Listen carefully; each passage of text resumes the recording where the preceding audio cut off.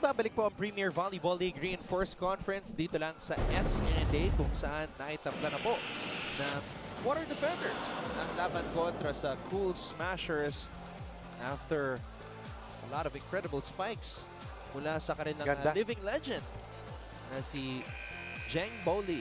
Ang ganda ng mga rallies na ating nakita, pero higit dyan, ang laking bagay ng cambio dito ng Water Defenders sa dulo.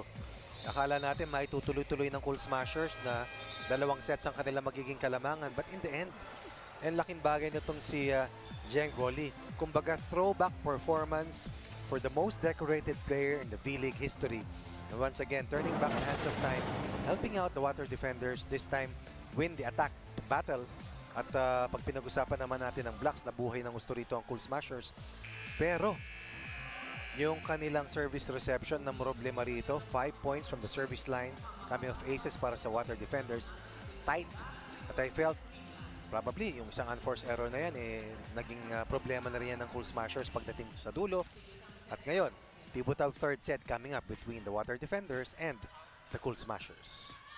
Salamat po sa pagtutok ngayong gabi sa SND. Ron Rojas kasama si Coach Ronnie Magsanok at kasama rin natin bilang member ng ating coverage team, Angelique Manto.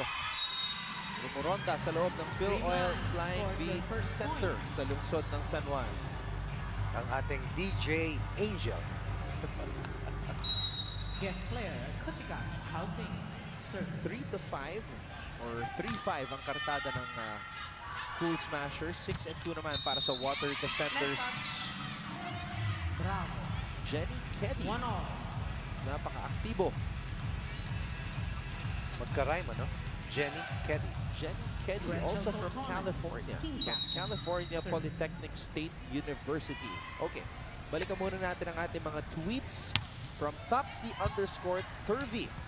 Grabe, sobrang palaban talaga ni Kutika. Mapa-offense or defense man. Seen her play live. Napaka-mautak na player. We agree. 12 points so far for Dao in the first 2 sets. So kaya niya napanood si Dao sa Thailand o dito sa Pilipinas kasi may picture siya kasama si Eliza naka 3BB na Cornot na jersey. Pinapalabas yan eh. Napapanood ko yan sa online. Ito naman si La Fabila. Buwali naman. From Bowley naman. Hahanga ka talaga eh. Hindi katangkaran yung ating mga Southeast Asian reinforcements pero ibang klaseng laro din yung pinapamalas. Jenny Keddy again. Ayan. Very smart. Yung mga imports naman natin mula North America, sobrang matangkad. At iba naman estilo yung nadadala. And right now, it is one thing that the local players have to get used to. Defending the Giants, ika nga na ngayon, are trying to roam ang ating Premier Volleyball League and dominate dahil sa kanilang haba, taas. And of course, yung pinanggalingang Division 1 sa NCAA. Itong si Jenny Keddy, naglaro na bilang import sa Czech Republic, sa Finland, at sa Germany. Ngayon, nagpapamalas ng galing dito sa Pilipinas. Sa Asia, no? First time niya marahil. Si Laura Shout, alam ko hindi first time ito sa Pilipinas. She's already played here before. Yep. Pero sabi nga niya, naiinitan siya. Baka hindi naman summer nung siya tumungo dito sa ating Bakura. Dahil pag hindi rin naman... September daw, Coach. Ayun, ano na yun? Yeah. Baka naman iba ang concern niya noon. Baka traffic. Kung hindi traffic. Pero gustong-gusto niya rito. Nakita mo yung mga pinuntahan niyang islands. Diba? Palawan. Yes. Ganda. On cue. From Oregon. Si Laura Shout. Played 4 years for Oregon State. Also was a triple jumper. At ayon dun sa ating feature kanina, a daughter of an Olympic gold medalist in basketball. That is why she first played basketball bago nahilig sa volleyball nung 3rd year of high school niya. September 2016 daw nung una siya na naglaro bilang import dito sa Pilipinas, and the reason why she came back, na-feel niya yung pagmamahal ng mga fans sa volleyball, and everybody is just here to have fun. Saka minsan nagugulat sila sa recognition na nakukuha nila rito eh. Maski saan sila magpunta, may nagpapa-selfie. Unang-una, pangalawa, na-appreciate talaga kung ano yung nadadala nila. As a people talaga, ang mga Pinoy talaga very friendly. Hospitality nga is a part of our DNA, sabi nga. Ayan, si Laura nakatingin kay Coach Ty Bundit na binigyan siya ng thumbs up. Galanza, Pantone, Nabor, Sato. Corner pocket. Sato. Finally, Water Defender stopping the run of Pool Smashers. And once again, the Cool Smashers coming out with a good lead to open up the third set. Let's see kung mapangahawakan nila ito. Itong Water Defenders nagpakita ng magandang fight back dun sa second set para maitablang ating matchup. One set apiece. And she scores. Nakatawa ito si Daw, ano? Abulin mo! Saka ano siya, maski na late na lumaro dahil di nga sila nabigyan ng clearance ng ITC, very vocal. Yung hindi lang naglalaro, kundi Nabor. just the capacity to lead. I actually had a hard time speaking with her earlier. 7. Serving 4. Na-meet ko siya kanina right before this game at sabi na sa akin, English, no split, no split. Baka ako yung kausap mo. Gemma Galanza. Pero ito yung best player na nakaraang panalo nila 2 games ago. Okay naman, sige. Naikwento niya sa akin na 7 years old daw siya nagsimula mag-volleyball. She's 23 now. And she's familiar with Coach Ty kasi nga club team, she's played for a club team with Coach Ty as the coach in Thailand.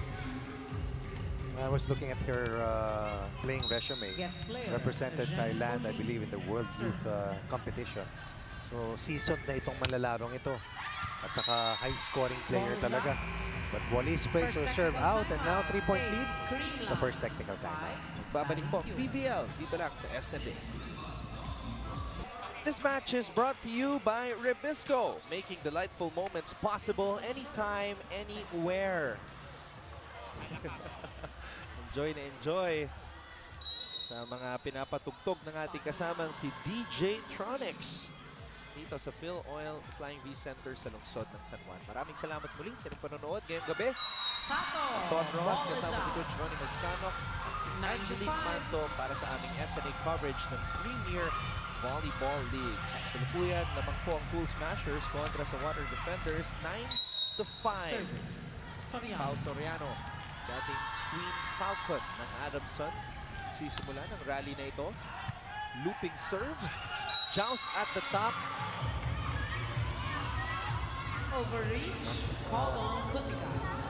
Ang bola nandito pa, so ina-attempt niya, okay? Ang bola nandito pa, ina-attempt niya, so reaching beyond the net, okay?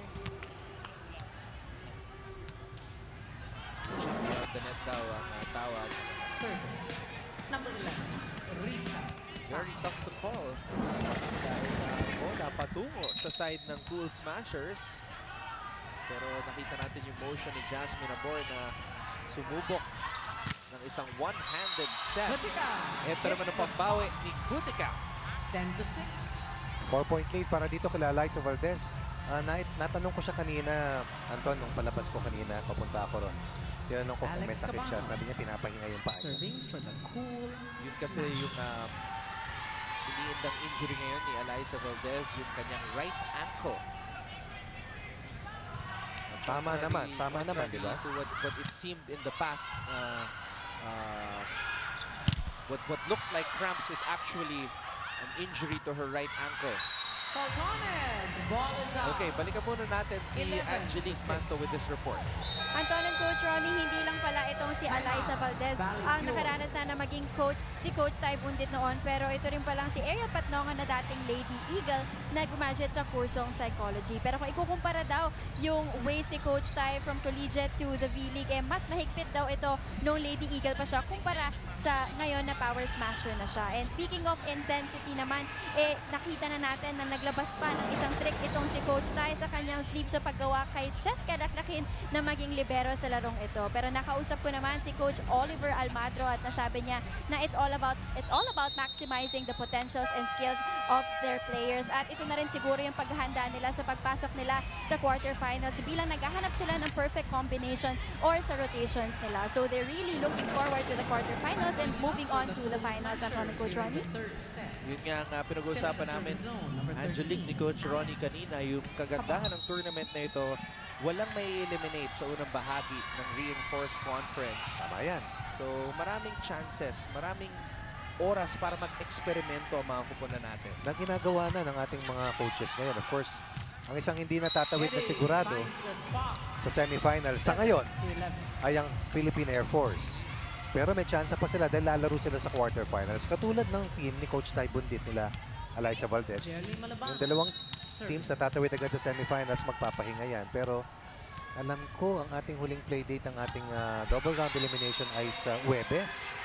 Tama, Coach. Tama, ano? May 25. So, dyan magkakaalaman kung sinong dalawang teams will go straight to the semifinals at sino yung apat na teams na maghaharap sa quarterfinals. Dalawang sigurado na nasa quarterfinals dahil hindi nga tatawid agad ang Cool Smashers at ang Jet Spikers ng Philippine Air Force.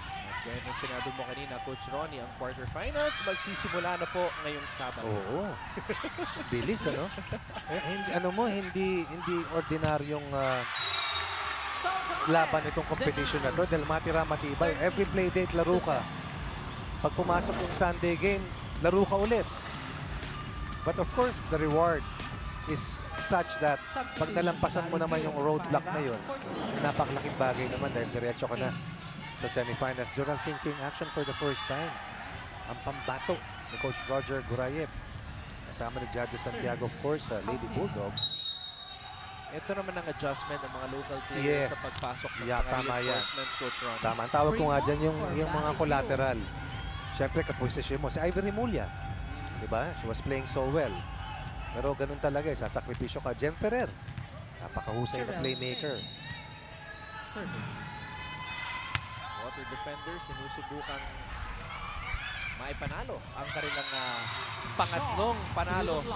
pangatlong match sa loob ng 4 na araw. Di ba? Ang hirap nun. Parang nasa national team ka niyan eh. Sa international competition, ganyan. Halos araw-araw at may ensayo ko pa sa umaga. Pero dito, it takes getting used to, but now they have to get used to it dahil ito nga yung isa sa mga challenges na pinapamalas ng ating unang edisyon ng Premier Volleyball League. Pasok na pasok yan. Molly. Sukat na sukat eh, no? Veteranong-veterano. I believe even with their eyes closed, tansyadong-tansyado niya yung kanto. Going to zone 5, finding that crease in the defense, and now the lead is at is down to 5. Jennifer Kelly, serving for Balancur. 14-9 ang ating talaan. Cabanos. Shout.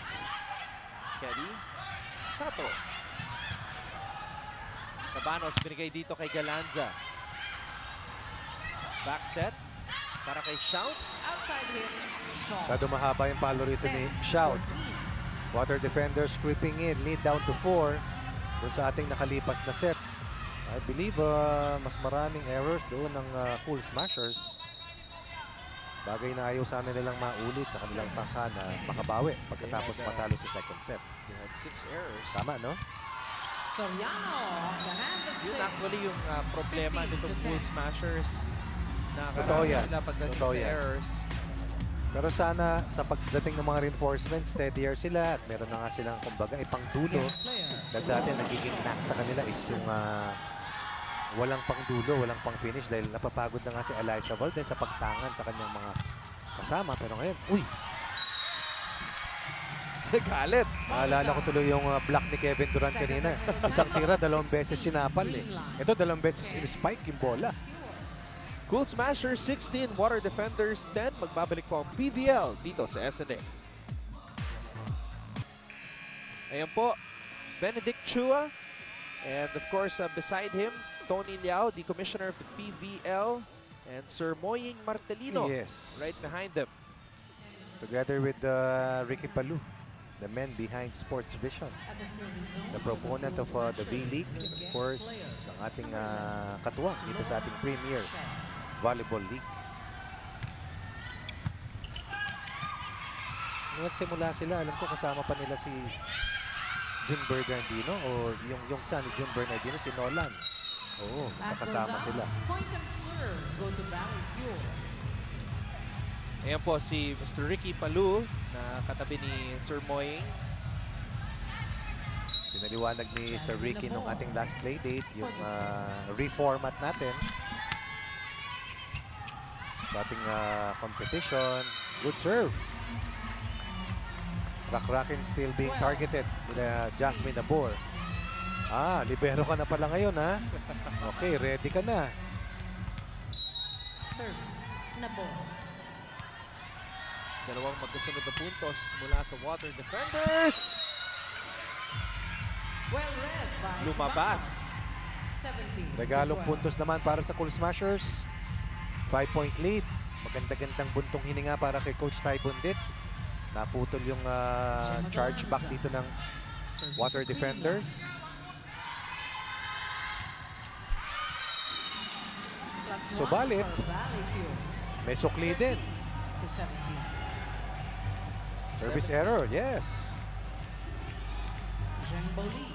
Guest player. Serve. Tignan natin kung si Rakraken pa rin ang nagta-target. Ngayon naman si Galanza.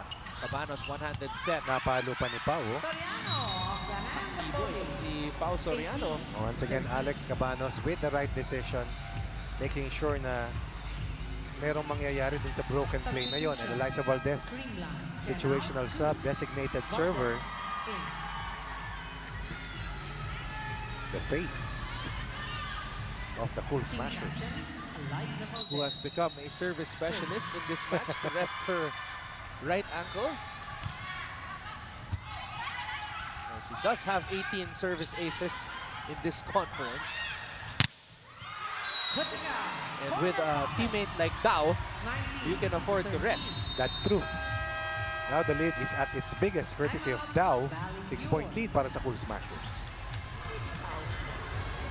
Sabi ko sa inyo, defense is very important in this set. Defense, not offense. When you block, si Kutika, she has a strong arm eh. So kailangan yung kamay ninyo gumagalaw din doon. Hinahanap nyo kung saan niya ililihis yung bola eh.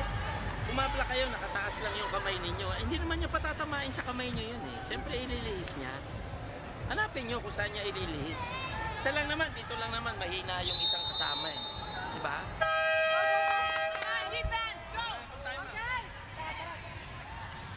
Maliwanag ang sinabi ni Coach Roger, wala na silang timeout.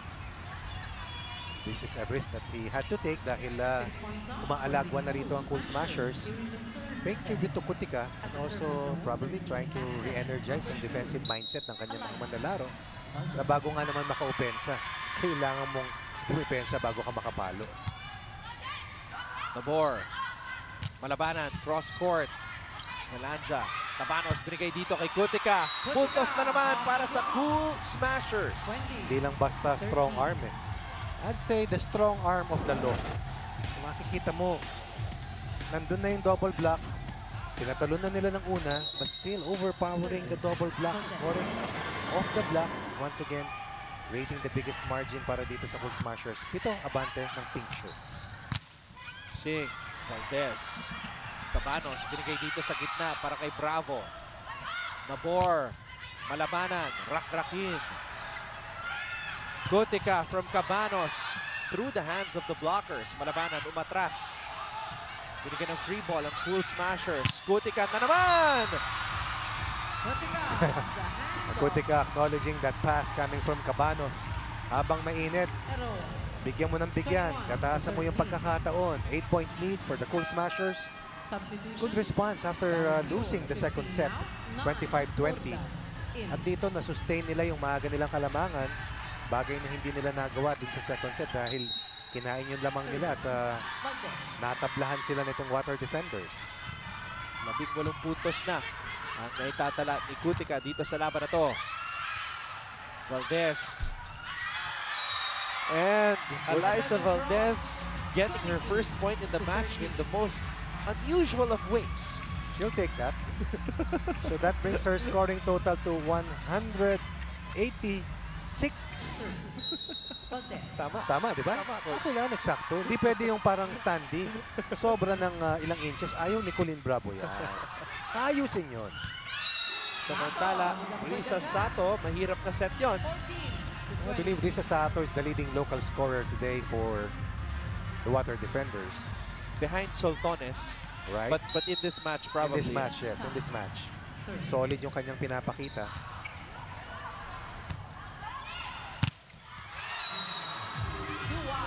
Kutika. Pumosing pa si 15 Dao. to 22.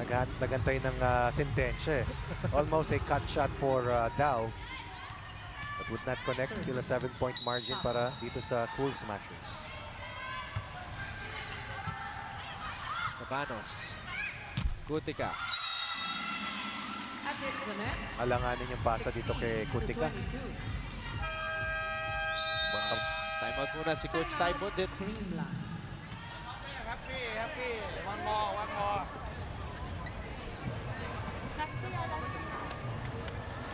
Fight reply. Ay, recover, ha? Fight recover. Fight get. Hey, back. Yes. And then, alanganin, Gemma. Pag nagkalanganin yan, pwede ka dito, ha? That's 3 matches in this division. Okay, good vibes, beautiful game, good vibes. Okay, 1, 2, 3. Alam mo, si Coach Oliver Almadro talaga magaling mag-adjust, magaling mag-blend in sa kahit anong sikunan. Alam niya talaga yung tagline ng Cool Smashers, which is good vibes. Serving for Kaya yung sigaw ni Coach Oliver, good vibes. Importante yun. Nga pala, sa lahat ng mga nakatutok ngayon, sa lahat ng mga nag-tweet, lahat ng mga aktibong volleyball fans, maraming salamat Thank po. you. Trending ang PVL on ABS-CBN hashtag sa number 2 spot ngayon. So, napaka-aktibo talaga ng ating mga manonood. Maraming salamat po. Ayan po ang nanay ni Alex Cabanos, Ma'am Ana Cabanos.